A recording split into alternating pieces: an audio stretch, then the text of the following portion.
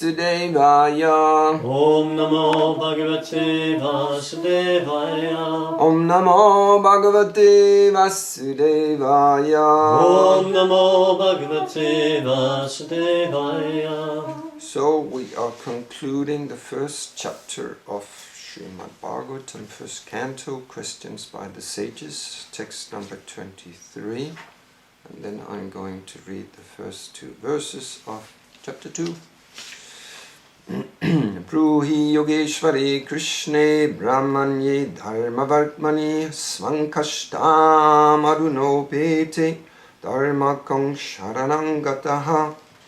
Now that Sri Krishna, the Absolute Truth, the Master of all mystic powers, has departed for his own abode, please tell us by whom religious principles are presently protected. Purport by Srila Prabhupada. Essentially, religion is the prescribed codes enunciated by the personality of Godhead himself.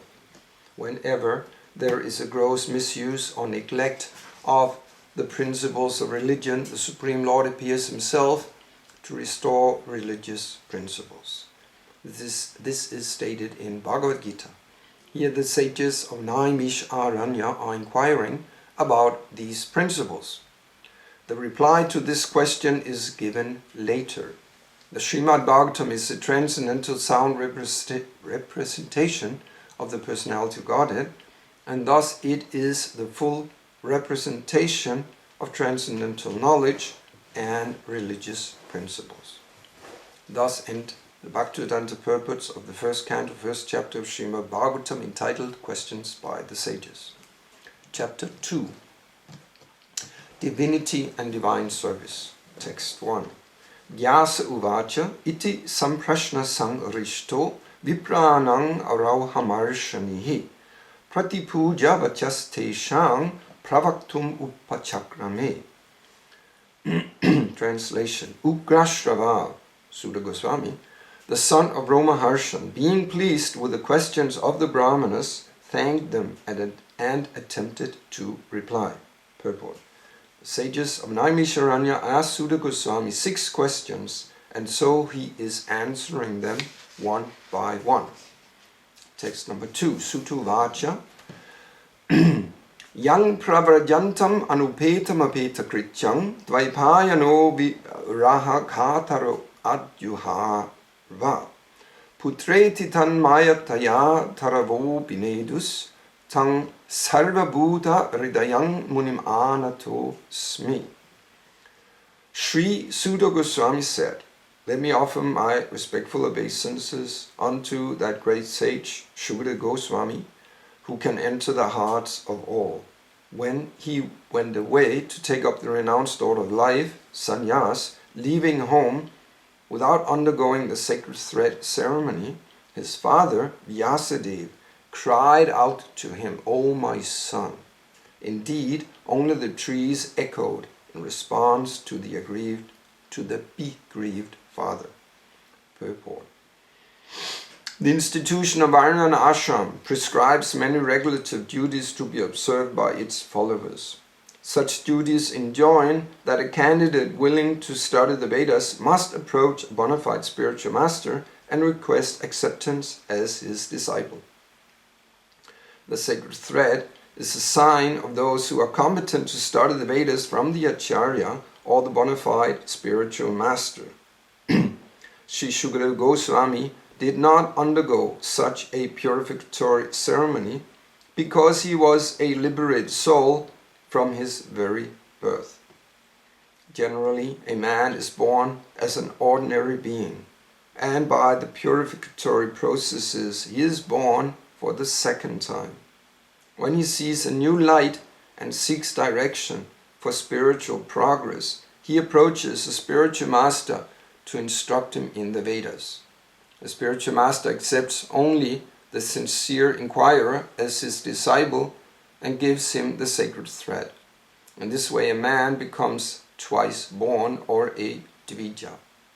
After qualifying as a Dvija, one may study the Vedas, and by becoming well versed in the Vedas, one becomes a Vipra. A Vipra, or a qualified Brahmana, thus realizes the Absolute and makes further progress in spiritual life until he reaches the Vaishnava stage. The Vaishnava stage is a postgraduate status of a Brahmana.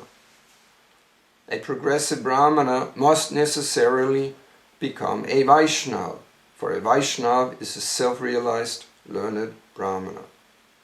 Srila Shukadeva Goswami was a Vaishnava from the beginning. Therefore, there was no need for him to undergo all the processes of the Varnashram institution. Ultimately, the aim of Varnashram Dharma is to turn a crude man into a pure devotee of the Lord, or a Vaishnava.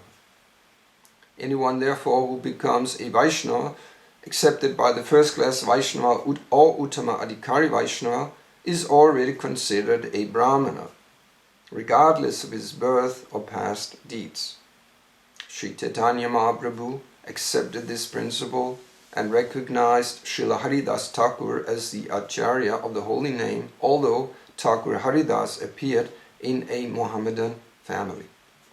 In conclusion, Srila Shukadeva Goswami was born a Vaishnava, and therefore Brahmanism was included in him. He did not have to undergo any ceremonies. Any low-born person, be he a Kirata, Huna, Andhra, Pulinda, Pulkasha, Abhira, Shumba, Yavana, Kasadi, or even lower, can be delivered to the highest transcendental position by the mercy of Vaishnavas. Srila Shukadeva Goswami was the spiritual master of Sri Suta Goswami, and therefore he offers his respectful obeisances unto him before he begins his answers to the questions of the sages of Naimisharanya. Suduvacha yang pravadyantam anupetam apeta krityam dvaipayano virahakatara adyohavaha putreti tanmayatayat taravo binedus tang sarvabhuta hridayang munim anatosmi. Srila Suda Goswami said, "Let me offer my respectful obeisances unto that great sage Shukadeva Goswami, who can enter the hearts of all. When he went away to take up the renounced order of life sannyas, leaving home without undergoing the sacred thread ceremony, his father, Yasadeva, cried out to him, 'O my son!' Indeed, only the trees echoed in response to the bereaved father." Om Ajnana Timiranda Shagyanan Jana Shalakaya Chakshur Unmilitam Yena Tasmai Shri Gurave Namaha Manya Shri Krishna Chaitanya Nityananda Soditao Godadai Pushpavanto Chidro Shando Tamonadao. So in our Gaudiya line, there's basically two processes of advancement toward the spiritual goal. There's a Vedic path and there is the Pancharatric path. So in general, we very much understand that we follow the Vedic culture. The Vedic culture in all its different aspects is the highest culture that's been existent in human existence. Such an elevated culture in all aspects. The qualities that the inhabitants of such a system follow are very elevated, and even whatever level a person is on, the whole system is geared towards advancement. So there's a progressive path in the Varnashram system. Everyone is meant for elevation, not like today. Well, you can say in the material society, it's not like that at all. Even though many people want to advance towards higher material levels, it's not like that the system is geared that everyone should advance towards that. In fact, you can say that the system is such that they need a lot of people to remain on their level in order for the system to work. And especially the leaders of this society, those who are really leading, they do not want everyone to advance, even materially, what to speak of spiritually.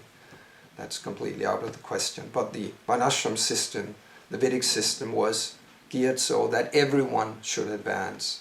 It was a very wonderful social system. So in general, we identify as, part of that system. But so that's on the, you can say, the cultural side, and also on the spiritual side, of course, many aspects from the Vedic system we follow, but actually mainly we follow the Pancharatric system. So in one essential thing on the path of devotion is, or any path, not only devotion, but any spiritual path, whatever one follows, like whether it's the Dvaita system of the impersonal system, or it's a yogic system given by Patanjali, or any other spiritual path, there's one basic principle, and that is you have to accept a spiritual master, you have to accept a guru, a guide. You cannot attain whatever path you're desiring without going through the via media of a spiritual master. So that's very essential. And in the system we follow, in the Gaudiya line, is it's both Vedic and Pancharatric. This is the system of Upanayana or Diksha, accepting the sacred thread by the bona fide spiritual master. When we get, there's two initiations in our system. There is Harinam initiation, which means that we are given the holy name, and then there is Diksha. We are given different mantras, and they are mainly aimed at worshipping the deity. You need to get special mantras to worship the deity. You need to get the sacred thread, otherwise you cannot do that. And deity worship is very essential in the process of bhakti. Even though we follow, you can say there's two paths, there's the Bhagavad Vidi and the Pancharatric Vidi. So one is Bhagavad Vidi, which is the one we mainly follow through Bhaktisiddhanta, Srila Prabhupada's Guru. That means we are focused on the holy name and spreading the holy name.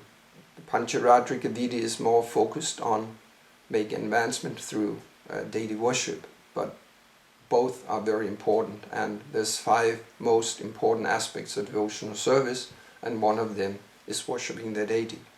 And of course the holy name, studying the Bhagavatam, associating with devotees, and residing in a holy place. These are the 5 most potent aspects of devotional service. So deity worship is very important also, and to do that we have to get second initiation. Actually, someone worshiping the deity should be Brahmin initiated.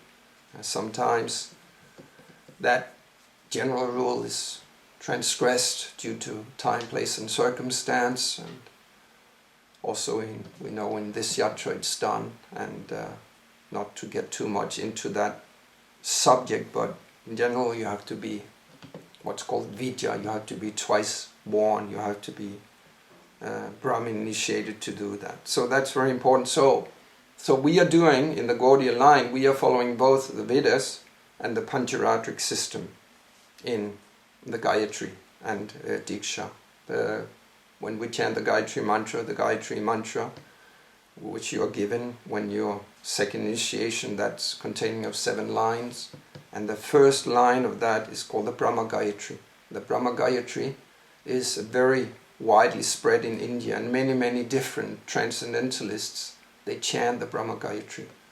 And the Brahma Gayatri is going all the way back to the Rig Veda. It's the main part of it is given in the Rig Veda.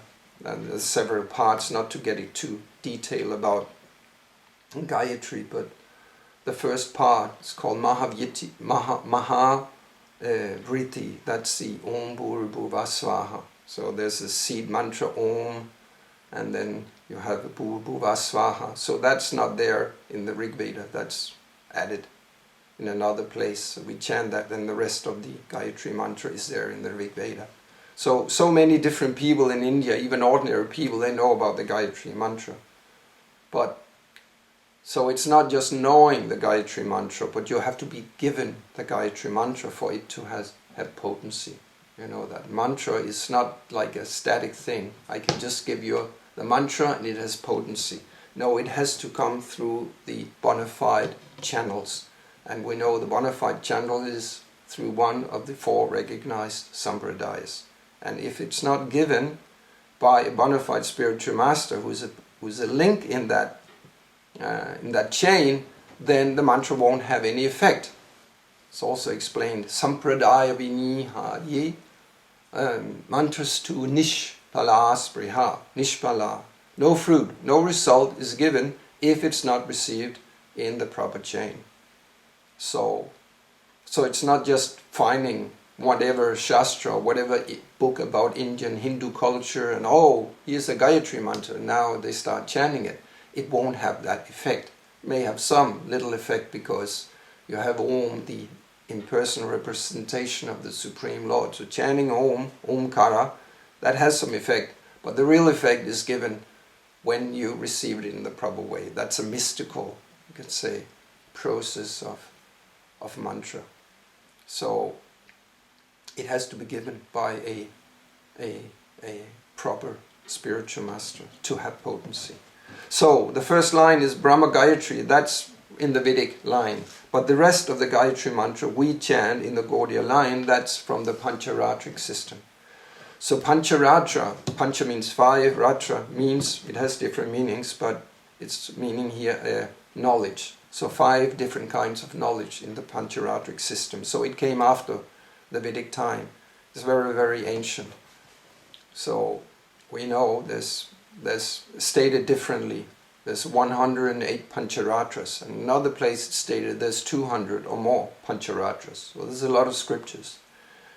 And the most famous of them, at least in the Gaudiya line, we know is, what is that?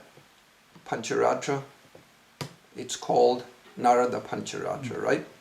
So it's given by Narada Muni, who is in our line, he's actually the sage amongst the demigods. He is so elevated. He is the eternal spaceman. He is in a unique position. His seva to the Supreme Lord is he is eternally traveling around throughout the different universes. He is has so much siddhi. So he is a pure devotee of the highest caliber. And he's given that specific relationship to Krishna to travel around and preach the holy names and preach the philosophy of bhakti. And he's especially guiding the devas, demigods. So he's very, very elevated. So he is in our line also the Brahma Madhva Gaudiya Sampradaya. And so Narada Muni, he's giving in his Narada Pancharatra so much knowledge that we actually follow in the Gaudiya line. And actually the Pancharatras, they are originally coming from the Supreme Lord. It's stated in the Paramatma Sandarbha given by Jiva Goswami, and also in the Mahabharata is stated Pancharatrasya Kritsnasya Bhakta tu Bhagavan Svayam, that all the Pancharatras were spoken by the Supreme Lord, Bhagavan Svayam, by Krishna himself. Bhagavan Svayam is Krishna himself. And another place in the Narada Pancharatra, Narada, he states that he was given this knowledge by the best of devotees, Lord Shambhu, Lord Shiva. And another place it's stated that Shambhu, Shiva, he received that knowledge directly from Krishna. So it is coming from Krishna through Lord Shiva to Narada Muni. So the Pancharatras describes 5 different kinds of knowledge. These kinds of knowledge are described as Vedic knowledge and yogic knowledge and Mayic knowledge, dealing with Maya, the external energy, all kinds of material knowledge is there too.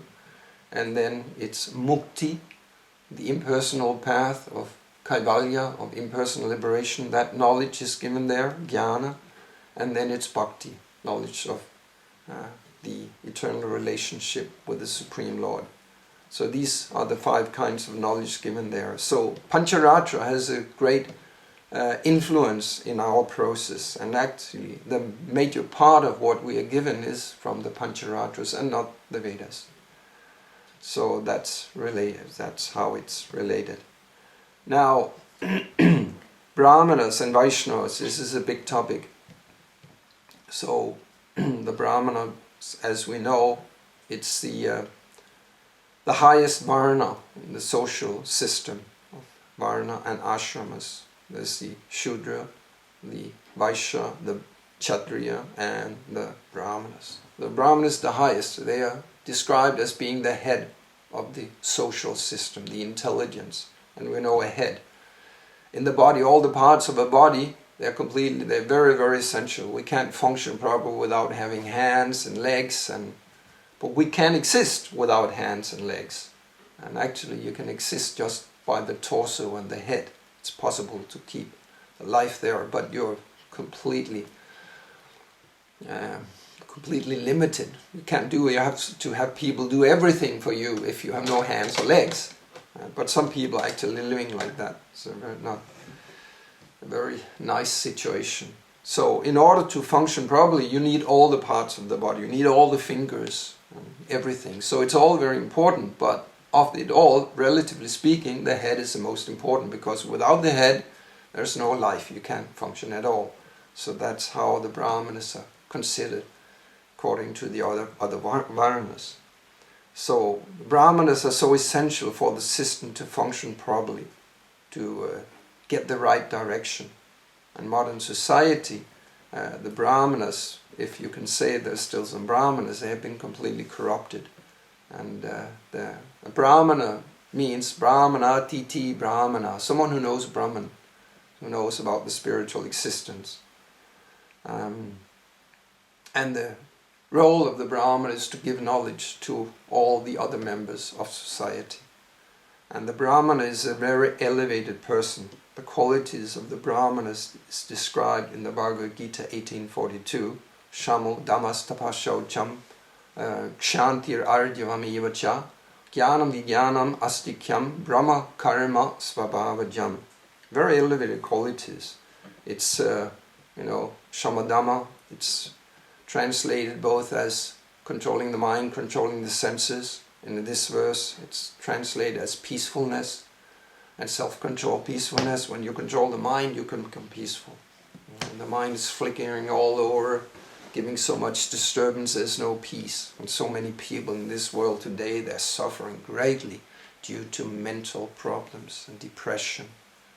It's very, very widespread. So, a Brahman is someone who controls the mind, and thus he, and saying he means both genders, a Brahmana can become very, very peaceful.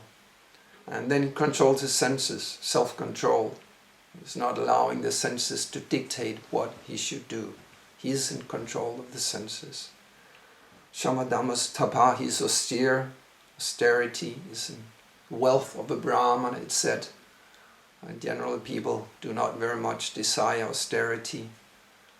But austerity is very beneficial for attaining a certain goal, even on the material platform. Someone who wants a high goal, whether it's within sport, someone wants to become, today, if you want to play in these leagues, Premier League or whatever, or the Danish League, whatever it's called, elite division, you have to go through so much tapasya. You have to refrain from going out enjoying with the friends. You have to go early to bed. You have to go up. You have to practice. You have to strain the body so much. You have to refrain from taking this. You have to eat only the healthy things. And so much austerity. You have to do, or you want to be a big politician. They work like anything. And so many things they refrain from. They are so focused on attaining that political goal, or whatever it is. So, and that's even on the material platform. So on the spiritual platform is very essential with tapasya, austerity. It gives you strength. We also know that those of us who have been on book distribution, we did different austerities and we got potency by doing those austerities. Being so fixed on it and saying no to everything else, getting up early in the morning, which all devotees of course do or should do. Get up early, attend Mangalarti, taking a cold shower, and take hot shower, but finishing off with cold shower generally, and things. It may be very cold, windy, whatever, and you really just feel for staying in bed, nice warm bed while the wind is howling outside or the rain is going down, but you have to get up.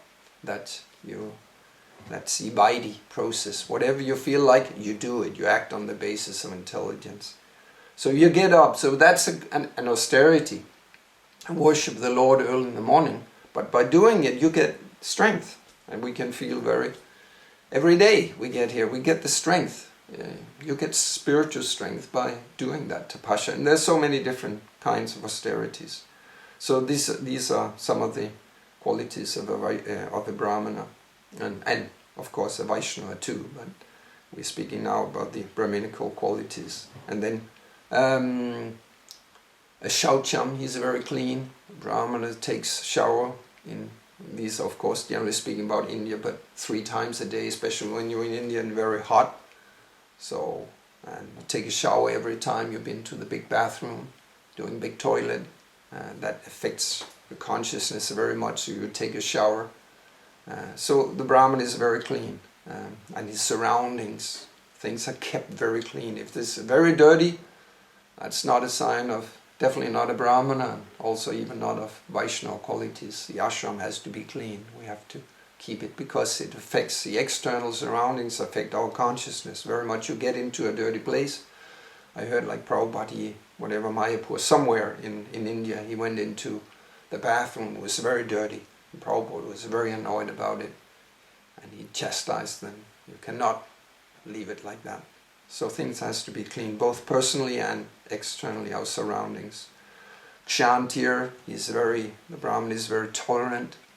Tolerance is a Brahminical quality, very elevated quality. Whatever physical assaults, verbal assaults, the weather, the body giving you pain, you tolerate.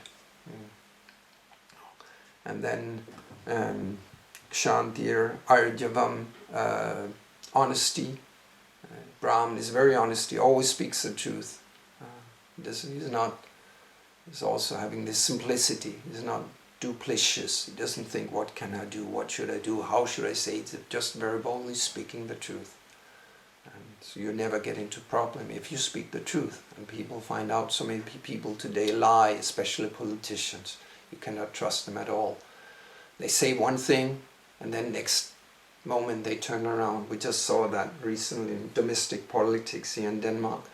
There was a new government, and one in the opposition was saying, I will never work with this present Prime Minister, who was also the former Prime Minister.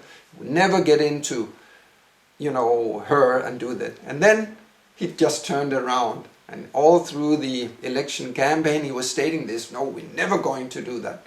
Then he flips like this, and it causes a lot of disturbance amongst his followers in that. So that's politics, no honesty, no. So that's not a Brahman. A Brahman is very honest. And then Jnanam, knowledge, is very knowledgeable. Vijnana, realized knowledge or wisdom.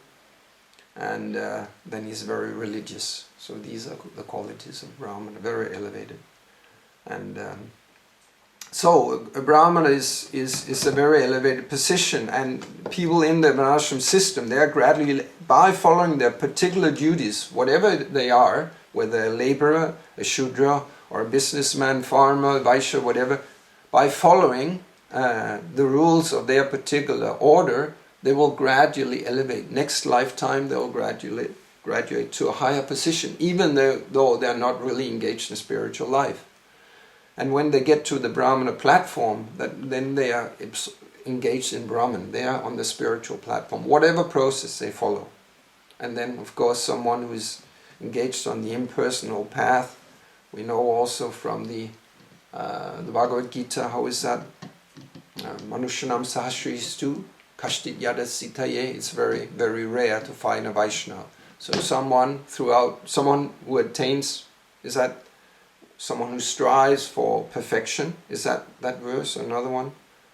Out of many who attain perfection, one may engage in devotional service. So out of many millions of people, one may endeavor for perfection. That's kind of like impersonal path, or some higher path. And out of millions of those, one may aspire for, or one may become a pure devotee of the Lord. So devotee is very, very rare. But that's the ultimate goal of the Varnashram system, as also stated very nicely here. How was it?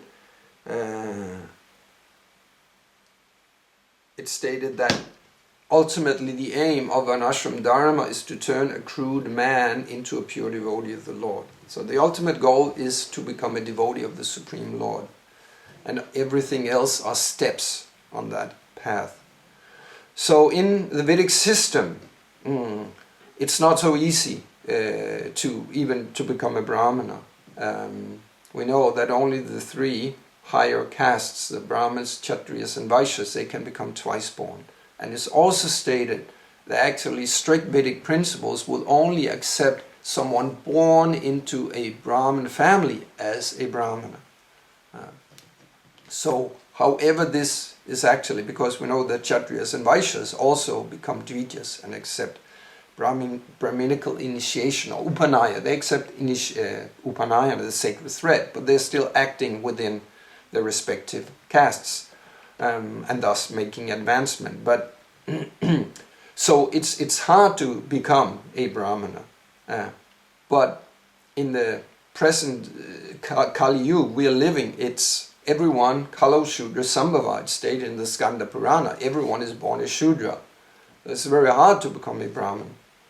And according to the Vedic system, anyone who is a Shudra or lower, and everyone in this modern society, if they're Shudra, it's actually an elevated situation, because the Shudras they follow some strictures also, some regulations in their life, but modern man, they're lower than Shudras. So how can we become Brahmanas, elevated persons? That's only possible through the Pancharatric system. It's stated, how is that? A very nice example is given there in the in Hari Bhakti Vilas. How's it going? Kankshang rasa vidana taha tato diksha vidanina dvitya chang dvayatin nrinam. I forgot the first line. It stated that just as bell metal, when mixed with mercury, can be transformed into gold, so a non-pure person can be turned into a Brahmana simply by the initiation process. So actually the alchemists of yore, they all wanted to create gold. How can we create gold? And they tried all different kinds of ways. And even if you Google on the internet today, you can see someone who claims that they can actually make gold, and that involves mercury, Quicksilver. It involves mercury, and by engaging with a nuclear process, they can actually turn metal into, when mixed with mercury, turn it into gold. I don't know if that's true, but what's stated here in the Shastra, and we know probably there are Shastras describing that, because there were so many Vedic literatures that got lost, that was burned. There was a library, a huge library in India back in time that was burned down by the Muslims. And there were so many scriptures that it burned for, I'm not sure if it was weeks or a month. So much literature was there, it took so long to burn. So enormous amount of literature were there. And that was all destroyed by the Muslims. So much material knowledge, as we say, Pancharatric, also Mayic knowledge about the material world, knowledge about how to create gold. So it's given here in the... So it says that bell metal is bronze with a great degree of tin. It's, that mixture. When that's mixed with mercury in the proper way, this way you have to do it, of course, then you can create gold. So... and in the similar way, the crude person, someone who is like iron-like, can be transformed into golden personality by the initiation process. So that's a potency of that. And we know from also from Shastra, it's stated here, the different lower castes Kirata Huna Pulinda Pulkasha, Abira Shamba Yavana Kashadayaha, Yinyi Ravinda, I forgot the name, Prabhu Vishnavinama, I forgot that verse in the Bhagavatam. It states that the whatever, all these Kirata Hunas, all these uncultured persons, they can become devotees to the Lord by taking shelter of a devotee. So again, a pure devotee going through the proper channels, you can transform even the most low-born into a high person. Ahobata, Chapatu, Chagariyan, Yadyavagri, Vartati Namatu Bhyam, Tipus Tipas Te Juhuvur Sasnu Arya, Brahmanujur Namagrinanti Yete. It's also stated in the Bhagavatam that how glorious are those whose tongues are chanting your holy name, even swapacha, even they are born as a dog eater, in a dog eater family, they can become devotees of the Lord by taking shelter of the devotees. So again, that's also by giving initiation. So, and the Brahmanas, we know from India, the Brahmanas are very, very well respected. And there's a feud between the Brahmanas and Vaishnavas. So, and we know that Srila Bhaktisiddhanta, Srila Prabhupada's guru, he was engaged in a debate with the Brahmana castes, because they state that only by being born into a Brahmin family can you become a Brahmana. But that's not the Vedas, as we hear here from the Pancharatra. It's not the actual fact, but they do that. They call the Smarta Brahmanas. You have to be born a Brahmana to be a Brahmana. So Bhaktisiddhanta was very strongly debating with them. First he was praising them, citing so many places in the Shastra glorifying the Brahmana. So they were all very happy. Oh, he's glorifying so many verses they did not know. But then he was pointing so many other places that they did not like. And he was actually... they saw him as a threat and they actually tried to kill him. But he was saved. Some police officer knew about this and he told them, they were trying to bribe a police officer to kill him, but that didn't happen. So you do not need to be born into a Brahmin family. To be a Brahmana, you have to, it's all determined by your qualities. Guna, karma, vibhagasha, guna and karma. Guna, the qualities, and karma, the activities. By that you determine who is a Brahman, who's a Shudra, who's a Vaishya, who's a Kshatriya, all that. So that's a real thing. Yashayal lakshanam proktam, lakshan, the qualities. You determine by the qualities. And if someone has the qualities, even though born in another caste, he should be accepted according to those qualities. So it's not birth, it's qualities and activities that determine who you are. So, I'll rounding this off now, getting to the conclusion that it's not, the important thing is to accept guidance by a bona fide spiritual master. And then anyone, no matter how low-born he may be, can be a qualified Brahmana and ultimately a qualified Vaishnava. So someone, the Brahminical status is included in the Vaishnava status, as also stated here. The ultimate goal is to become a Vaishnava, and Brahmanism is included in Vaishnavism. So a Vaishnava is above a Brahmana, but a Vaishnava has all the good qualities of the demigods, and thereby all the good qualities of a Brahmana. So even though our nature, because we all have a specific nature by our birth, we can transcend that, but we also utilize that, the qualities we have been given, in Krishna's service, and thus we transcend the material qualities. But we function best working according to whatever varna we have, and everyone has a varna. There's no one who doesn't have a varna. So by engaging whatever qualities we are given in Krishna's service, we can do the most to please Krishna. And if we do it not to elevate in whatever life or for whatever other purpose, but if we do it to please Krishna, then it's transcendental, and we're on the Vaishnava platform if we actually do that. So that's a goal, becoming a Vaishnava. It's a very high goal. It's not easy to become a Vaishnava. So whether we are Vaishnavas, or at least speaking for myself, it's a question I do not know, but at least we can say we're aspiring Vaishnavas, because it's a very high level actually. So we should aspire to become Vaishnavas, and we should aspire to develop the Brahminical qualities. Whatever Varna we may be in, we still desire these qualities: truthfulness, honesty, religiousness, self-control, controlling the mind, controlling the senses. So these are very desirable qualities. So thank you very much for your attention, even though it was a little long lecture. So maybe there's some questions or comments.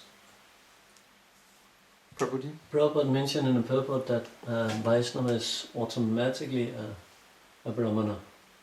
Yeah. But also we see that Vaishnava devotees, they sometimes have more like inclinations, different sutras, Vaishyas, etc. So what does it mean here, automatically becomes a Brahmana? Well, it will be an interpretation and somewhat of a speculation. Because the Brahminical, being a Brahmana means you have those Brahminical qualities.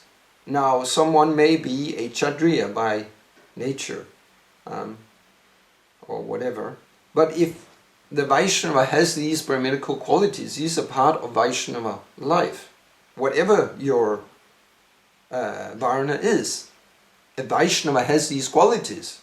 Even though he may be a Shudra with birth, he's honest, he's whatever, he's austere, he does all these things. So he possesses the Brahminical qualities, so it can be taken that because he possesses the Brahminical qualities, he's a Brahmana. So that's one interpretation. So he's automatically a Brahmana because he has the Brahminical qualities. And a Brahmana also, he knows Brahman, and a Vaishnava knows Brahman. So that's the definition of also one of the definitions of being a Brahmana, someone who knows Brahman. And a devotee, a Vaishnava knows Brahman, he knows Parabrahman, he knows the Supreme Brahman. Because we know there's different levels of Brahman. There's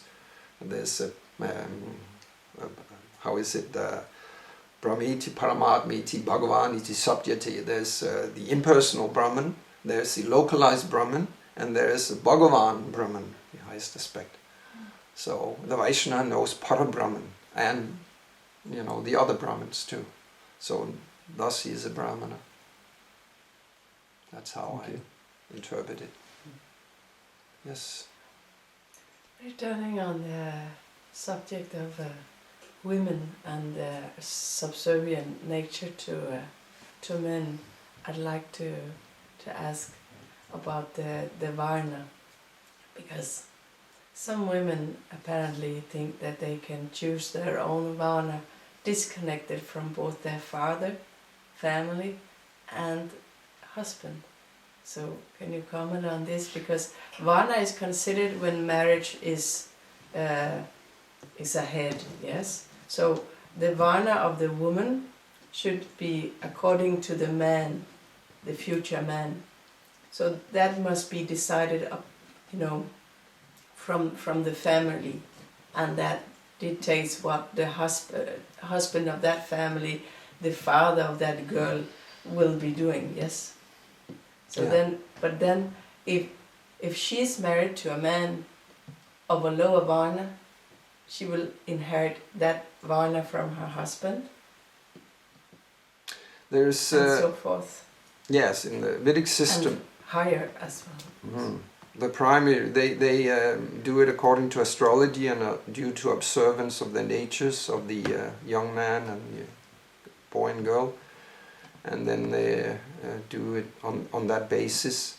So one has to be compatible, generally compatible, and compatibility means you have to be the same Varna, or the lady can be also of a lower Varna, yes, but not of a higher Varna, because that goes yeah, against the psychology of the relationship. Mm-hmm. So I forgot pratiloma and there's two expressions. I've got the other one. So a Brahmana, he can marry a Kshatriya lady, or even also maybe in some instances even lower, but generally it's one Varna, and but it doesn't go the other way, because it'll create havoc. If the woman is of a higher nature, there will be some kind of superiority feeling, and that doesn't work properly in the marriage. So, but and she cannot choose. It's not like we don't choose a Varna. No. Varna is there by nature. So it's not something we choose. You can say it's not a conscious choice, oh, I want to be a Kshatriya, I want to be a Brahmana. You have to, it's guna and karma. If you have the qualities, you have to have the qualities, and you have to do the work. And if you perform the work of a certain Varna and the qualities, then you're determined according to that verse from the Bhagavatam, Yasha Yal Lakshanam Proktam Pungsa Varna Bivyanjakam. It states that if you show the symptoms of particular Varna, even though you're born in another Varna, no, then you are according to the symptoms. So if you're born like a Shudra, in a Shudra family, your mother and father, they're just washing, sweeping floors, doing carpentry or whatever, but you have all the qualities of a Brahmana, then you're a Brahmana or Kshatriya, whatever. So it's determined by your actions, your work and your qualities. But again, it works also like if again if a wife is of a lower Varna, but she's serving the husband very diligently, and then it also works out, but not the other way. That's troublesome. That's difficult. I don't know if that answered your question. Otherwise, you have to. So, in your opinion, did Srila Prabhupada initiate that women could practice as Brahmanas independently, or as an assistant to their husband? Not independently. A woman should always be married. She should always be protected. Yes. And as we know, she is protected by her husband and by her father. This is of course a cultured system. Denmark and West is another thing, right? But civilized society, then she's always protected, because by nature woman is kind of, she's easily led astray. Yeah. Men, and when you see today, men, they flatter and then whatever for some selfish purpose, and they get their gratification, they utilize a woman, and then they dump her. And then today we have so many lone women where the men just abandon them, and then they're stuck with the children, and that's troublesome for the woman, and it's troublesome for the society. Yes. That's the nature of the woman. That's why she should be protected. And so it's by the father and the husband. When she grows up, she gets married, and then in old age she gets protected by her father again, right? So she should not be. She should be married. And then when you're older, and there might be some, because people who sometimes the husband dies or whatever, or he leaves or whatever, even as devotees. So what do you do? Well, time, place, and circumstance, because of your age or whatever. Yes. If someone is very advanced in age, older, she may not marry again, but then she should be protected by some senior devotees, or ideally by a temple. But she should be protected. That's Shastras. Yes. Shouldn't be independent. So. That's hard for modern women, because we all been brainwashed with all this material society, and we take that with us. It's very, very deep, But she's protected. She's not utilized. She's protected. She's giving love and affection. But she has that nature. It's given by Krishna. It's this material world works like that. And that's also why we see so many problems in marital relationships today, because people do not understand that psychology. In some instances, it may even work that the man is subjugated by the woman. She's the one with the boots. It may work if the husband is comfortable with that. But these are kind of exceptions. And generally, the man needs to kind of be the lord of the house, like that. Even the woman, of course, she has a lot of influence and she can control him, but it's done in another way. It's done by service. Then she gains control over him. It's not by putting on the big boots and we're going to do. I know that from personal experience. When the woman is putting on the big boots and kicking, gonna get a heavy reaction maybe. Even though one may think, there was actually a point there, but because it was done in an improper way, you may take a long time before you kind of. So perhaps that's like the nature of Purusha and Prakriti. If we as servants to God, to Shri Radha and Govinda, we try to act like a Purusha, like a, force them to accept us or something like that, we will just never engage in hearing a single name, But if we act submissively, we gain their favor. So there is also this constellation, perhaps, between the wife and the husband, that if the wife will try to force, then it's distasteful. Yeah, we are Prakriti and we are the enjoyed by Krishna, and in that relationship the woman is considered Prakriti, even though all souls are Prakriti, but yes. We have relative relationships. Yeah. And in that relationship, the man is considered the Purusha. Yes. And the woman will get her way, she'll get her desires fulfilled by acting according to that psychology given in Shastra. She'll capture the man, and the man will be obligated to fulfill her desires, to a certain extent at least, when she has, that loving service and she treats her husband like that. It is natural. Then the husband will, his heart will begin and she can... Sorry. Just shortly, Kadamba Muni and Devahuti, that's what, because she serves him so nicely, and so he says, I can't say no to you, even though it's improper right now, but I can say no to you. Exactly, that's right. And that result was Hiranyakashipu and Hiranyaksha. And also we hear in the, Prahlad Maharaj, and in that Leela, the wife of Hiranyakashipu, who was captured by the Devas. And then Narada Muni came and took her to his ashram because they want to kill the baby in the womb. They thought it would be a demon because her father is the greatest demon, but was the greatest devotee. So he took the mother, and it's stated that the wife of Hiranyakashipu was serving Narada Muni very nicely. And he was very pleased with her, and he started instructing her in transcendental science. Perhaps it will be too time-consuming, but can you elaborate, when we had this talk already, on the specific, most important reasons why a woman cannot act as Diksha Guru, like this Varna issue, the connection, the protection and everything, like traveling alone, being unassisted by father, husband and son, and also the dilemma, or like the unpalatable constellation that she will be preaching to male disciples. So please elaborate if we do have the time.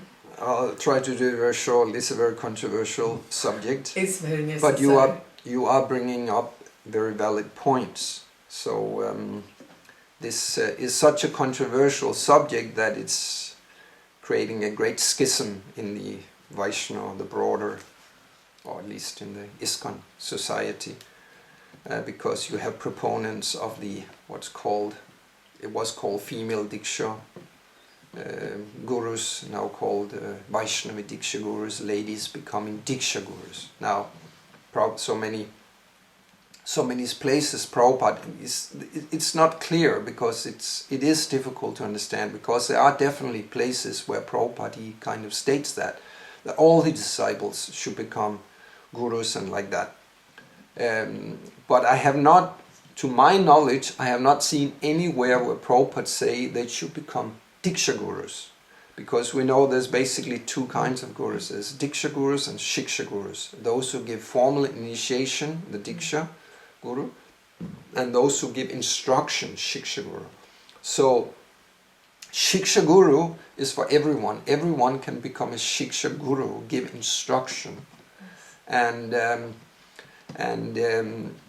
in general, ladies are never Diksha Gurus. We have very, very rare examples, and we have like 2 known examples. We have Jhanavi Mata, who was Jhanavi Mata, and then Ganga Mata Goswamini. Who was Jhanavi? She was a wife of Lord Nityananda. She was a wife of the Supreme Personality of God. She was not any ordinary lady or even Vaishnava. She was a wife of the Supreme Lord. And Ganga Mata Goswamini was a very extremely elevated soul too. So these are extreme rare cases. And then, so, I know there's a book that describes this very nicely, given by 2 disciples of Bhakti Vikash Maharaj, Damodar Das, and I forgot the other name, Krishna Kirti or something. They have made a little booklet about this. I forgot the title, but according to the subject here. And they describe very shortly that there is a hierarchy of authority. So Prabhupada giving many seemingly instructions that yes, ladies can become gurus, but he doesn't say explicitly Diksha Gurus, he says gurus. We have no problem, nobody's really have any problems with ladies, senior, advanced ladies becoming Shiksha Gurus. And we have in the ISKCON society so many senior Prabhupada disciples and others who are very advanced. And there's no problem in them becoming Shiksha Gurus. The problem is with the Diksha, if they give formal initiation. So according to this booklet by these devotees, the higher levels of authority are unequivocal, and one of them is Narada Pancharatra. And the title is something according to Narada Pancharatra. So according to Narada Pancharatra, a lady cannot become a Diksha unless she is a Nitya Siddha. Unless she is a Siddha, means a perfected soul, liberated soul, then she can become. Only then. She has to be a liberated person. And if she's not a Siddha, then she cannot do. So you have to ask all these different ladies who are on that list to become, are they Siddhas? One thing, you can be elevated, they can be advanced, but are they Siddhas? So according to that, only if you're a Siddha, you may become a initiating guru. But if you're not, you cannot. Because, and you stated it yourself, so many problems. If you start becoming a formal, then you instruct men. And how does that work with the nature of a woman? Because a woman by nature, even if she can be led astray. And then there's a whole sexual aspect of it, even though someone is whatever. Because men and women, they are like butter and fire. Women are stated to be fire, men are butter. When you get butter, near to fire, what happens? It always melts. So there's that aspect too. She is not protected. And when you become a guru, like the tendency is also there,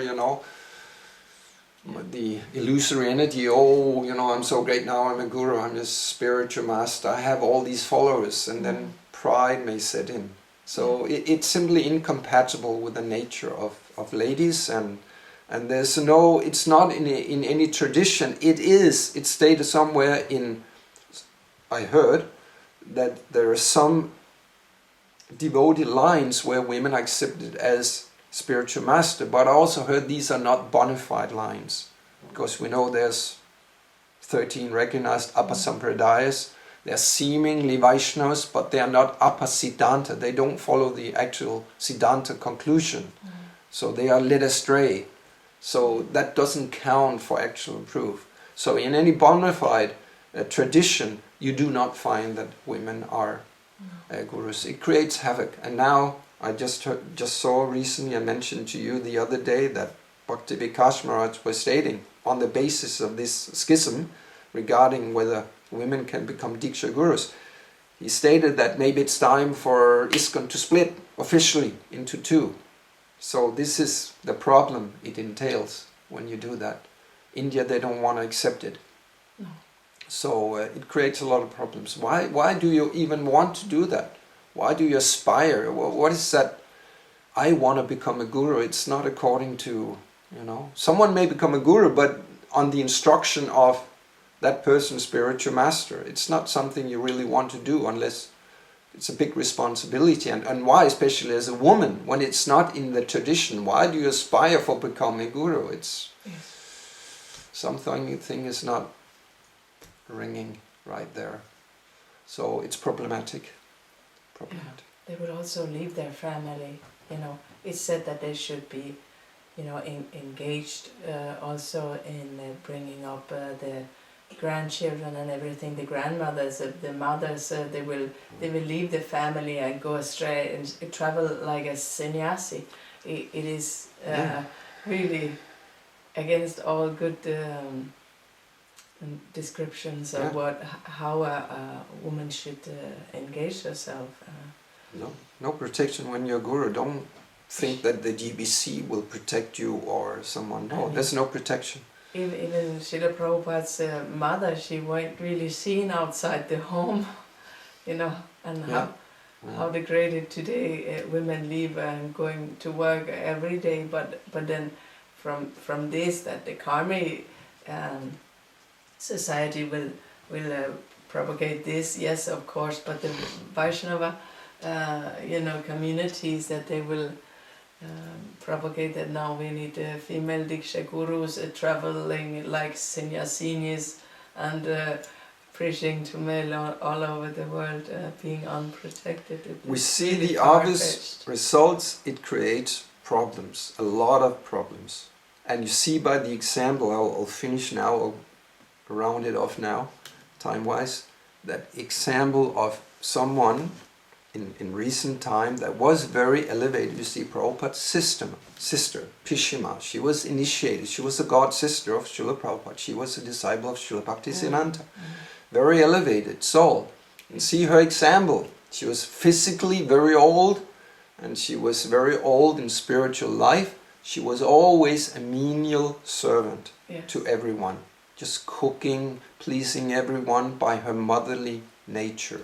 She wasn't like, I'm a disciple of Srila Bhaktisiddhanta, I'm a sister of Srila Prabhupada. Everyone, was worshipping Srila Prabhupada. So if she had polluted her heart, she could kind of like, I'm very special. She was always humble and just serving everyone, the motherly nature. So, yes, ladies and Diksha Guru, it doesn't ring the proper bells. It creates problems, as we see practically speaking. Thank you very much. All glories to Srila Prabhupada.